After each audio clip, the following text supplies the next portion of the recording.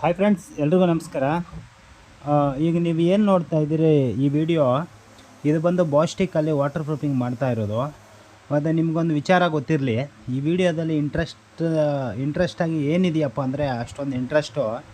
ಇದು ಬಂದು ಒಂದು ಅಪಾರ್ಟ್ಮೆಂಟ್, ಇದು ಬೆಂಗಳೂರಲ್ಲಿ.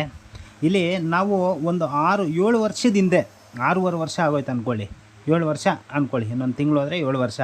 7 ವರ್ಷದ ಹಿಂದೆ ನಾವು ಈಗ ಏನು ಟೆರೇಸ್ ಮಾಡ್ತಾಯಿದ್ವಿ, ಇದೇ ಟೆರೇಸ್ನ ನಾವು ವಾಟರ್ ಪ್ರೂಫಿಂಗ್ ಮಾಡಿದ್ವಿ. ಆದರೆ ಅವ್ರಿಗೆ ನಾವು 5 ವರ್ಷ ವಾರಂಟಿ ಕೊಟ್ಟಿದ್ವಿ. ಕಾರಣ ಏನಪ್ಪ ಅಂದರೆ, ಈ ಮಡ್ಡಿ ವೀಕ್ ಇರೋದ್ರಿಂದ ಬರೀ 5ರಿಂದ 6 ವರ್ಷಕ್ಕೆ ಮಾತ್ರ ಅವರು ಮಾಡಿಸಿದ್ದು ವಾಟರ್ ಪ್ರೂಫಿಂಗ್, ಆಯಿತಾ. ಯಾಕಪ್ಪ ಅಂದರೆ ಮಡ್ಡಿ ತುಂಬ ಹಳೆ ಬಿಲ್ಡಿಂಗ್, ಇದು ಒಂದು 25-30 ವರ್ಷ ಬಿಲ್ಡಿಂಗ್ ಅನ್ಕೊತೀನಿ, ಹಳೆ ಬಿಲ್ಡಿಂಗು. ಇದು ಬಂದು ಮಡ್ಡಿ ವೀಕ್ ಇತ್ತು ಅಂತೇಳಿ ನಾವು ಅಷ್ಟೊಂದು ಸ್ಟ್ರಾಂಗ್ ಏನು ವಾಟರ್ ಪ್ರೂಫಿಂಗು ಮಾಡೋಕ್ಕೋಗಿಲ್ಲ, ಅಷ್ಟೊಂದು ಸ್ಟ್ರಾಂಗ್ ಗ್ಯಾರಂಟಿ ವಾರಂಟಿನೂ ಕೊಡೋಕ್ಕೋಗಿಲ್ಲ. ನಾವೊಂದು 5 ವರ್ಷ ಕೊಟ್ಟಿದ್ವಿ, ಆಗೋಯ್ತು. ನಾವು ಮಾಡಿ ಈಗ ಆಲ್ರೆಡಿ 7 ವರ್ಷದಲ್ಲಿ ನಡೀತಾ ಇದೆ.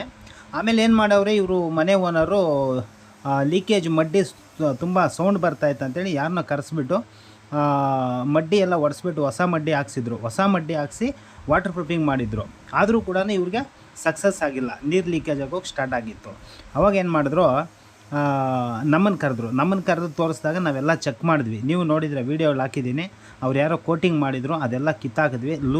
ಲೂಸ್ ಇರೋ ಸಿಮೆಂಟ್ ಎಲ್ಲ ಲೂಸ್ ಆಗಿತ್ತು, ಆಗಲೇ ಮಾಡಿ 1 ವರ್ಷ ಆಯಿತು ಅಷ್ಟೇ. ಸಿಮೆಂಟನ್ನು ಆ ಲೂಸ್ ಇರೋದೆಲ್ಲ ಎದ್ದುಬಿಟ್ಟು ಈಗ ನಾವು ಬಾಸ್ಟಿಕ್ಕಲ್ಲಿ ಕ್ರ್ಯಾಕ್ ಫಿಲ್ಲಿಂಗ್ ಎಲ್ಲ ಮಾಡಿಕೊಂಡು ಕ್ಲೀನಾಗಿ ವಾಟರ್ ಪ್ರೂಫಿಂಗ್ ಕೋಟನ್ನು ಮಾಡ್ತಾಯಿದ್ದೀವಿ.